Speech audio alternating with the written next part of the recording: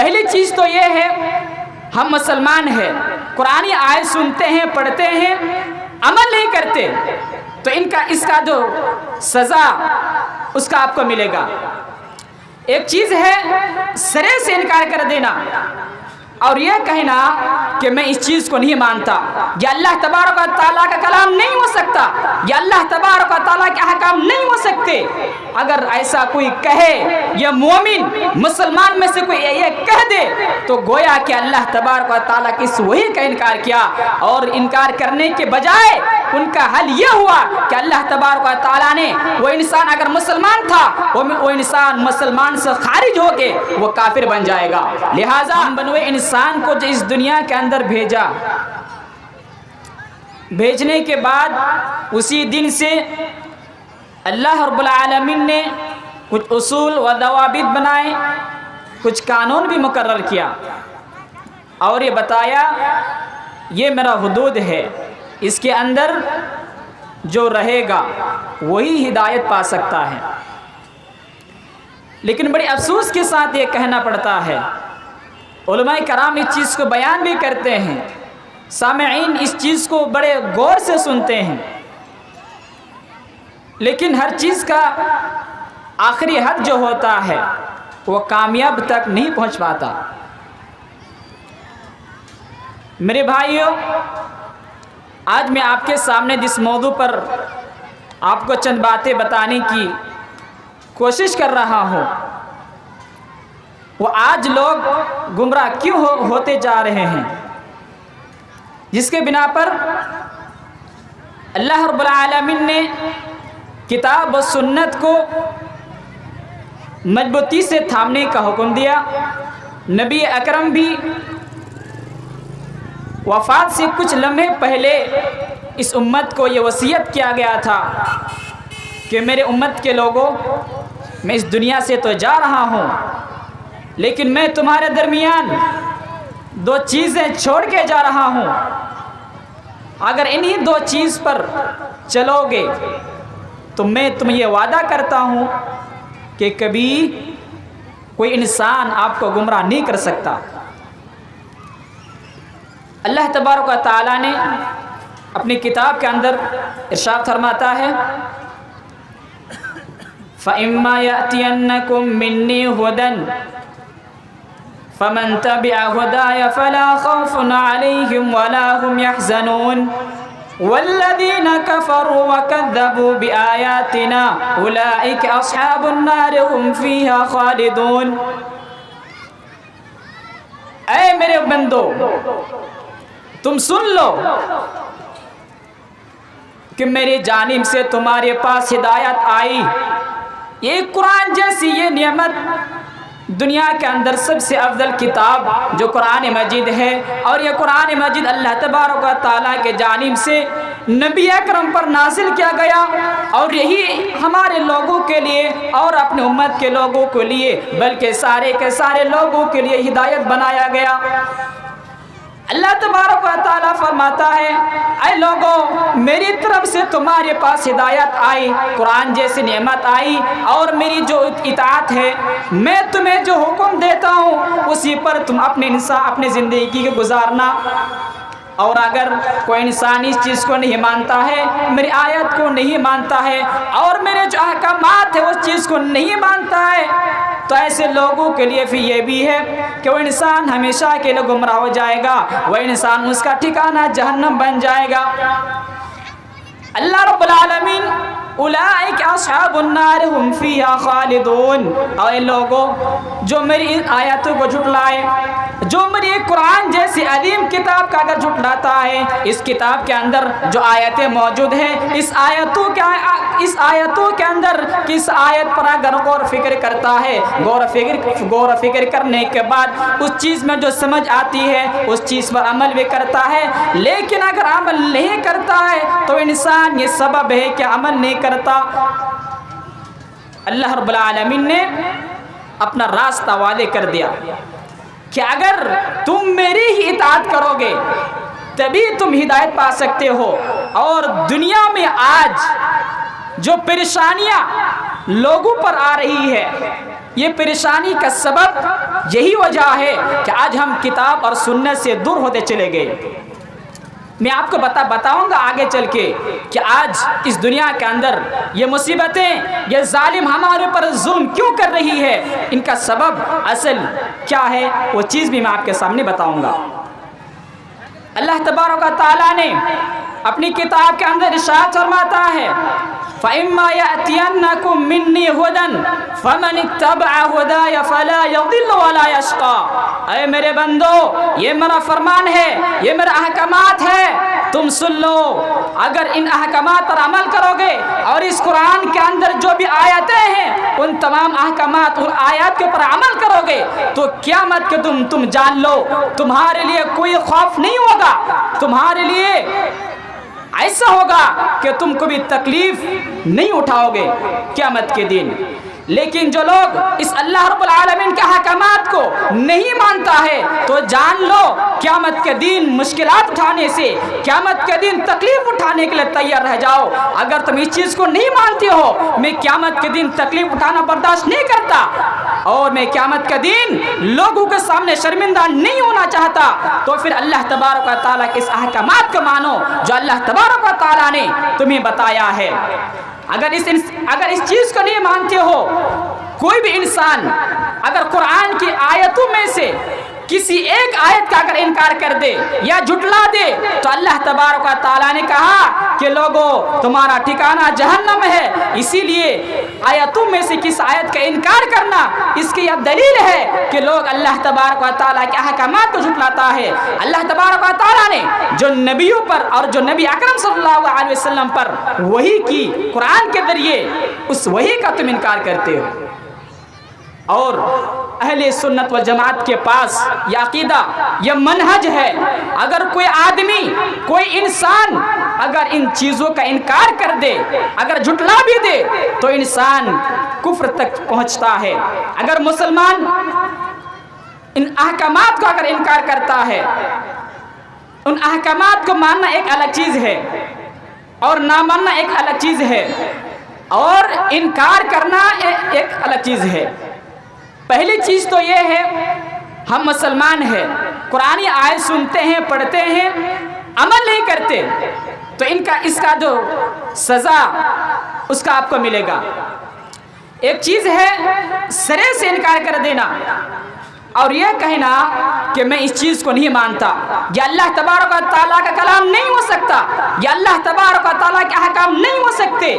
اگر ایسا کوئی کہے، یہ مومن مسلمان میں سے کوئی یہ کہہ دے تو گویا کہ اللہ تبارک و تعالیٰ کی اس وحی کا انکار کیا، اور انکار کرنے کے بجائے ان کا حل یہ ہوا کہ اللہ تبارک و تعالیٰ نے وہ انسان اگر مسلمان تھا وہ انسان مسلمان سے خارج ہو کے وہ کافر بن جائے گا۔ لہٰذا اہل سنت والجماعت کا عقیدہ یہ ہے کہ قرآن میں جو چیز ہے ہم اور آپ کا ایمان یہ ہونا چاہیے آمنا وصدقنا، ہم نے سنا، ہم نے اس کو سچ کہا اور سچ کہے کہ ہم اس بات پر ایمان لایا اور ہم اس پر عمل کیا۔ یہ اہل سنت والجماعت کا یہ عقیدہ اور طریقہ ہے میرے بھائیو۔ اب بات یہ ہے کہ اللہ تبارک و تعالیٰ نے آگے جو ارشاد فرمایا کہ یہ جو کتاب ہے، یہ جو قرآن مجید ہے، اور اسی چیز کو اللہ تبارک و تعالیٰ نے جو مضبوطی سے تھامنے کا حکم دیا ہے، اگر یہ کتاب کو چھوڑ کے کوئی دوسرا راستہ اختیار کرتا ہے وہ انسان کبھی ہدایت نہیں پا سکتا، وہ انسان کبھی سیدھے راستے پر نہیں آ سکتا۔ ان کا سبب وہ اس چیز کا انکار کیا۔ اللہ تبارک و تعالیٰ نے بنی اسرائیل کے لوگ قرآن پر بہت اختلاف کیا کرتے تھے، جس کے بنا پر اللہ تبارک و تعالیٰ نے وحی کے نبی کے ذریعے سے اور کہا کہ اے لوگوں، یہ ایک ایسی کتاب ہے جو بنی اسرائیل کے لوگوں پہ وہ بات بیان کرتا ہے جو وہ ان باتوں پر اختلاف کرتے تھے، ان باتوں میں زیادہ سے زیادہ سوالات کیا کرتے تھے اور ماننے پر وہ کبھی ایمان نہیں لاتے تھے۔ کیا مطلب یہ ہے وہ کفار قریش کے لوگ جو نبی اکرم صلی اللہ علیہ وسلم کو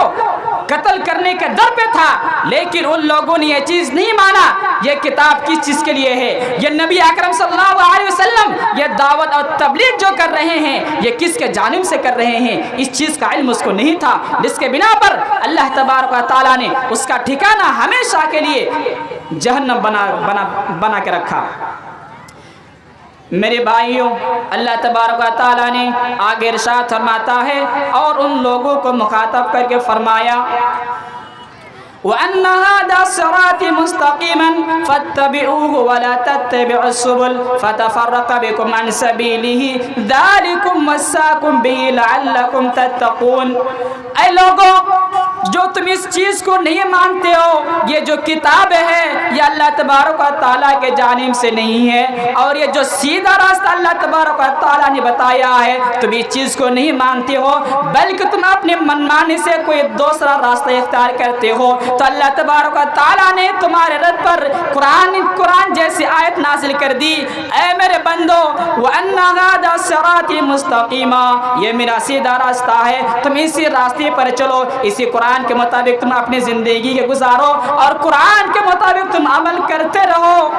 اگر تم ایسا نہیں کرتے تو تم سن لو، اگر کوئی دوسرا راستہ تم اختیار کرتے ہو تو تم سیدھے راستے سے جدا ہو جاؤ گے، سیدھے راستے سے تم الگ ہو جاؤ گے، اور تمہارا حال یہ ہوگا کہ جب تم ایک سیدھے راستے پر ہو، اگر اس راستے کو چھوڑ کے کوئی دوسرا راستہ اختیار کرتے ہو تمہارا سبب گمراہی ہے، تمہارا سبب گمراہی کے بنا پر اور کوئی نہیں ہو سکتا۔ میرے بھائیوں، اس آیت کریمہ کے اندر اللہ تبارک و تعالیٰ کا راستہ واضح ہے، بالکل صاف ہے، اور اپنے لوگوں سے مخاطب کر کے فرمایا اے لوگوں یہی میرا سیدھا راستہ ہے، اس کے علاوہ کوئی دوسرا اور تیسرا راستہ نہیں ہو سکتا۔ لیکن ہم دنیا کے اندر جب نظر ڈالتے ہیں تو معاملہ یہاں تک پہنچ جاتا ہے، آج تو ہم سیدھے راستے کو چھوڑ دیے اور ہم اپنی منمانی سے کسی علماء کی باتوں پر مان چکے، اور ہم کسی ولی اور پیر کو مان گئے، اور وہ جو کہتے ہیں ہم اسی کے بات پر لبیک کہہ ہم اس راستے کو اختیار کر بیٹھے۔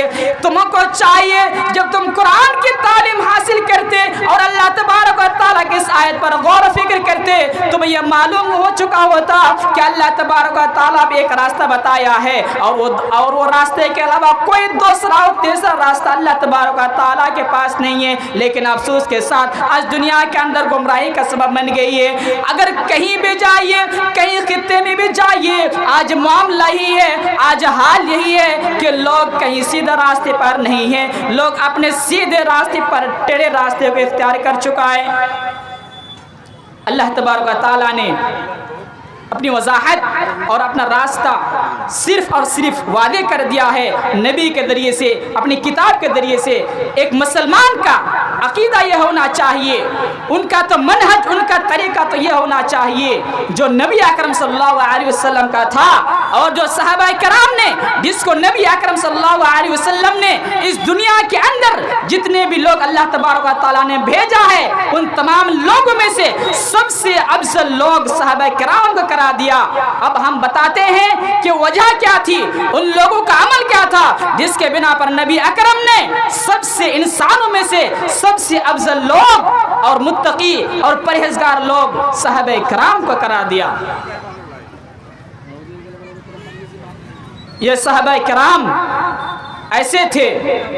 کہ نبی اکرم صلی اللہ علیہ وسلم کی زبان سے کوئی حکم سن لیتے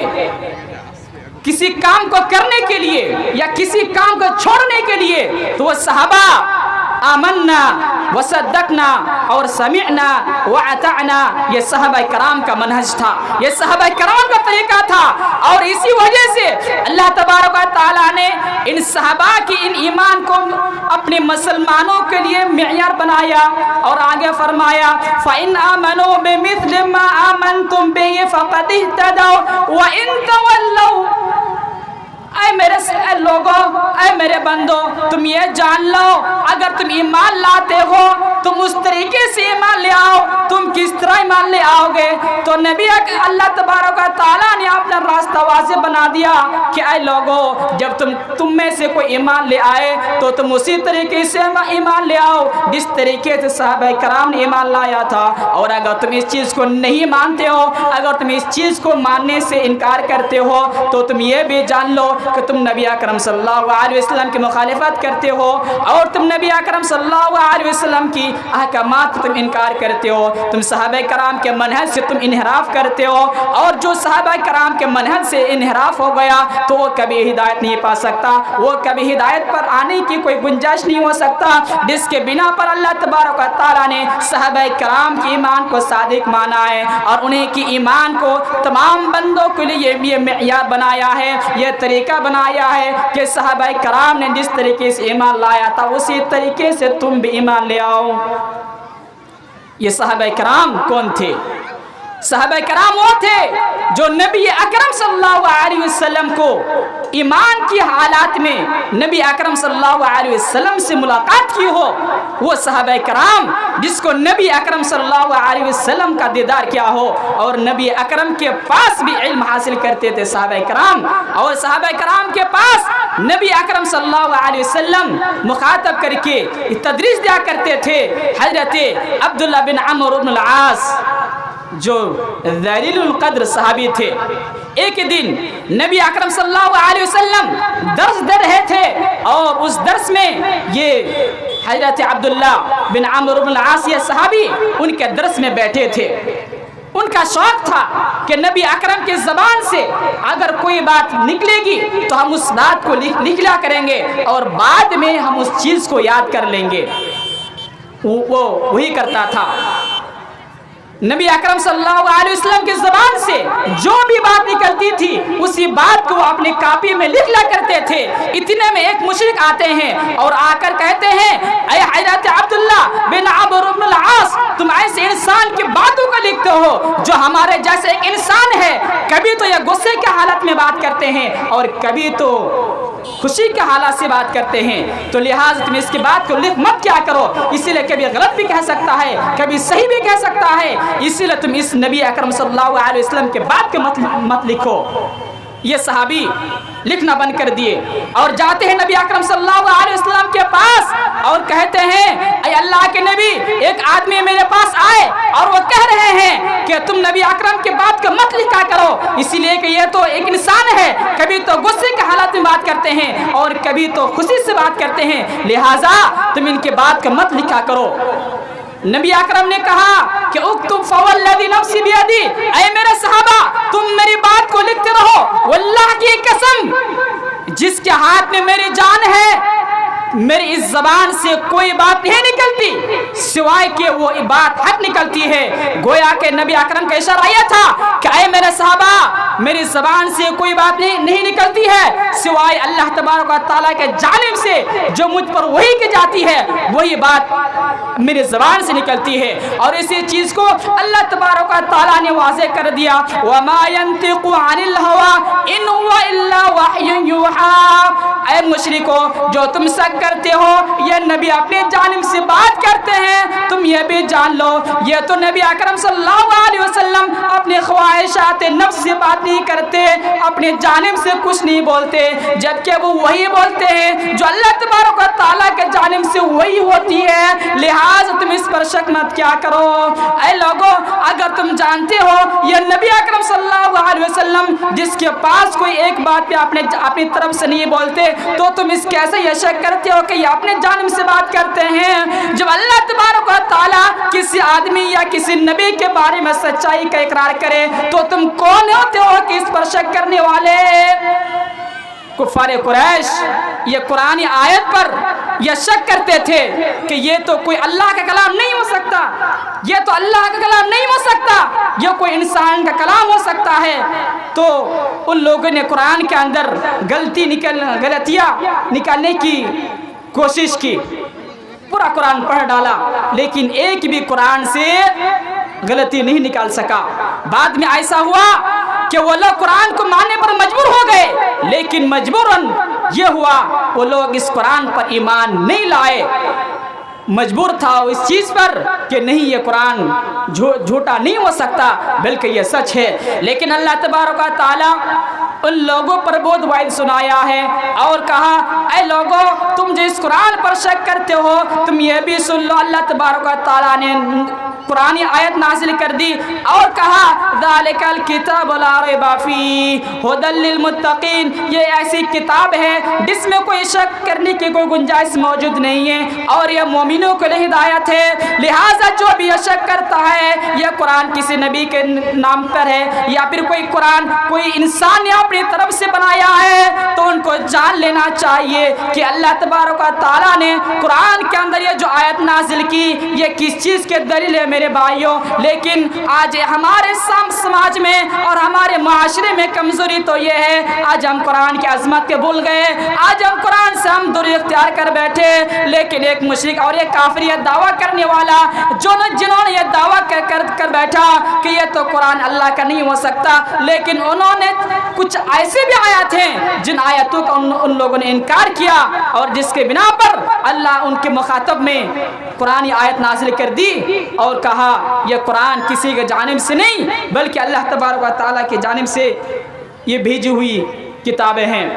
لہٰذا ہماری اور آپ کے لیے واجب یہ بنتا ہے ہم کتاب و سنت لازم سے پکڑیں اور ہدایت کا ضابطہ قانون طریقہ اور منہج ہی ہے ہم اس چیز کو تمام مسائل کا حل بنائیں۔ صحابہ کرام وہ تھے جو تمام مسائل کا حل کتاب و سنت سے کیا کرتے تھے اور وہ لوگ یہ شک کرتے تھے اگر کوئی خلیفہ ہو اگر کوئی صحابہ ہو اگر کتاب و سنت کا برخلاف موقف اختیار کرتے تو کوئی صحابہ اس کو متنبہ کر دیا کرتے کہ آپ نے غلطی کی ہے اس جگہ پہ اور قرآن کے برخلاف آپ نے موقف اختیار کیا ہے، لہٰذا آپ اس چیز کو چھوڑیے۔ وہ اسی وقت وہ صحابہ کرام قرآن کی طرف رجوع کر لیا تھا۔ لیکن آج ہم مسلمان ہیں اگر کوئی غلطی کرتے ہیں قرآن کے اندر اگر کوئی انسان کسی کو ٹوک دے تو وہ پھٹ سے یہ جواب نکالتا ہے ہم سے زیادہ تم جانتے ہو، ہم سے زیادہ تم جانتے ہو، میں پڑھا لیا یا تم پڑھے، لیکن تم کیوں شک کرتے ہو میں نے قرآن کو غلط پڑھا نہیں میں صحیح پڑھا۔ لوگوں اگر کوئی مسلمان آپ کے کسی مسائل کے بارے میں اگر کوئی ٹوک دے تو آپ کو اقرار کرنا چاہیے اور آپ کو اس چیز کا رجوع کرنا چاہیے۔ یہ صحابہ کرام کا منہج تھا، ان کا یہ طریقہ تھا۔ لہٰذا اللہ تبارک و تعالیٰ نے نبی اکرم صلی اللہ علیہ وسلم تمام امت کے لوگوں کے مخاطب کیا کہ ترکت فیکم امرین لن تضلوا ما تمسکتم بہما کتاب اللہ و سنت رسولہ۔ اے میرے امت کے لوگوں میں دنیا سے تو جا رہا ہوں لیکن میں تمہارے درمیان دو چیزیں چھوڑ کے جا رہا ہوں، یہ اللہ کی کتاب، یہ قرآن میں جو جتنے احکامات ہیں ان تمام احکامات کو مان لینا اور نبی اکرم صلی اللہ علیہ وسلم کی اطاعت اور ان کے فرما برداری کرنا، اسی میں تمہاری بھلائی ہے۔ اور انسان کی خیر اور بھلائی صرف اور صرف یہ کتاب و سنت میں ہے۔ لیکن آج دنیا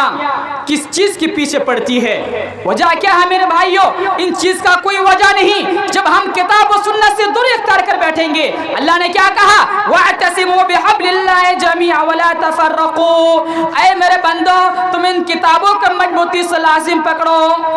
لیکن جب ہم جیسے جیسے اس قرآن سے ہم دوری اختیار کر بیٹھے ویسے ویسے لوگ گمراہ ہوتے چلے گئے اور اس وقت ختم نہیں ہو سکتا جب تک کہ مسلمان دنیا کے عالم کے مسلمان جب تک کتاب و سنت کی طرف رجوع نہ کر لے اور تمام مسائل کا حل اس کتاب و سنت سے نہ کرے تو مسلمان ہدایت نہیں پا سکتا۔ ان پر مصیبت آئے گی، ان پر ظلم کرنے والا ظلم کرے گا اور تم سہتے رہو گے، اور یہی چیز آج دنیا میں دیکھا جا رہا ہے۔ اگر آپ کو سکون چاہیے، اطمینان چاہیے تو پھر کتاب و سنت کی طرف رجوع کرو اور کتاب و سنت میں جس چیز کو کرنے کا حکم دیا اس چیز کو کرو، ورنہ تم نہ کہو۔ صحابہ کرام کا طریقہ یہ تھا انما کان قول المؤمنین اذا دعوا الى اللہ والرسول لیحکم بینہم ان یقولوا سمعنا واطعنا۔ اے لوگوں جب بھی تم لوگوں کو اپنے میرے بندوں کو جب بھی تم دعوت دو تو اللہ تبارک و تعالیٰ اور اس کے رسول کی طرف دعوت دو، کتاب و سنت کی طرف دعوت دو۔ لِيَحْكُمَ بَيْنَهُمْ أَن يَقُولُوا سَمِعْنَا، اور جو بھی وہ فیصلہ کرے، جو بھی نبی اکرم تمہارے درمیان کوئی فیصلہ کرے تو تم اس کو کہہ دو کہ میں اس چیز کو سنا اور اس چیز کو مانا اور اس کی پیروی بھی کی۔ اگر یہ چیز نبی اکرم صلی اللہ علیہ وسلم کا طریقہ تھا، یہی طریقہ صحابہ کرام کا بھی منہج تھا، جس کے بنا پر نبی اکرم صلی اللہ علیہ وسلم نے صحابہ کرام کے انسانوں میں افضل انسان قرار دیا۔ میرے بھائیوں، آج ہم بھی ہدایت پا سکتے ہیں، شرط اللہ تبارک و تعالیٰ نے یہ لگایا کہ انسان ایمان والا ہو اور عمل صالح کرنے والا ہو، ساتھ ساتھ اللہ تبارک و تعالیٰ کے احکامات کو ماننے والا ہو، اور نبی اکرم نے جو حکم دیا ہو اپنے امت کے لوگوں سے، جو مخاطب کیا ہو، انہی دو چیزوں میں ہماری اور آپ کی بھلائی ہے، خیر ہے، اور تمام شر، تمام ظلم سے بچنے کا راستہ ہے اور یہ نسخہ ہے۔ لہٰذا ہم اور آپ چاہیے ہم کتاب و سنت سے ہم اپنا ہر طریقے کے مسائل حل کریں، لیکن افسوس آج معاشرے میں اس چیز کو بھلا بیٹھا، اور قرآن اور سنت سے کوئی سمجھوتا نہیں۔ ہم تو صرف اپنا خواہشات کی پیروی کرنے والے ہیں، ہم اپنی منمانی سے فیصلہ کرنے والے ہیں۔